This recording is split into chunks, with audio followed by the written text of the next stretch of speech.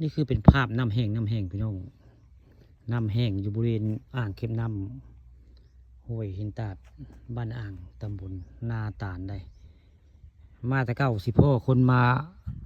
สอนแมงอันหนาได้อยู่บริเวณ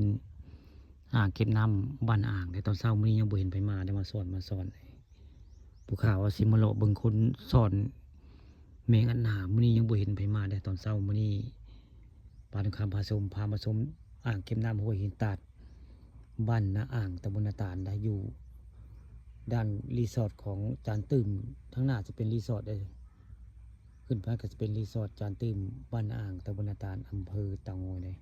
นี่คือเป็นภาพมุมกว้างของอ่างเก็บน้ำห้วยหินตาดบ้านนาอ่างตำบลนาตาลอำเภอเต่างอยแล้วอันนี้เป็นเฮือหาปลาเพื่อนนี่คือเฮือหาปลาเพื่อนอันนี้ก็คือเป็นอันไล่ปลาได้นี่คืออันไล่ปลาข้าเจ้าได้นี่คืออันเป็นไล่ปลาแล้วนี่คืออันไล่ปลาไทยบ้านอ่างแล้วคืออันนี้ก็ข้าเจ้าเพื่อหาปลากันนี่แหละนี่คือเพื่อหาปลาไทยบ้านอ่างแล้วไม่พายก็มีได้อันนี้เวลาเพิ่นไล่ปลาก็เพิ่นเจ้านี่ได้เท่าไหร่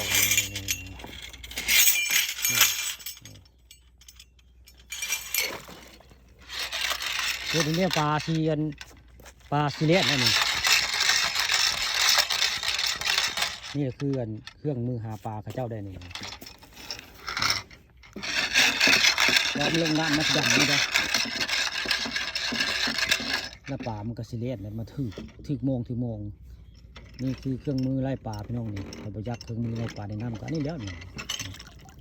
สลามาถึดังนะนี่แหละคือเครื่องมือหาปลาทบ้านอ่างนะพี่น้องนี่ทางท่านผู้ชม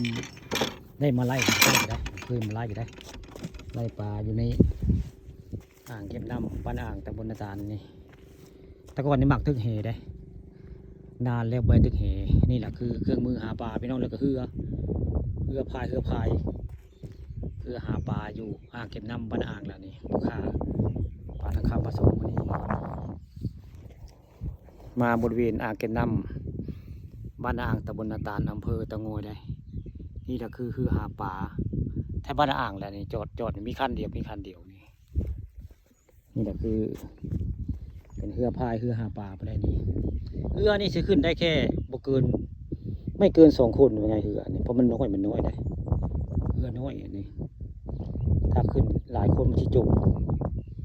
นี่แหละคือหาปลาบ้านนาอ่างแล้วนี่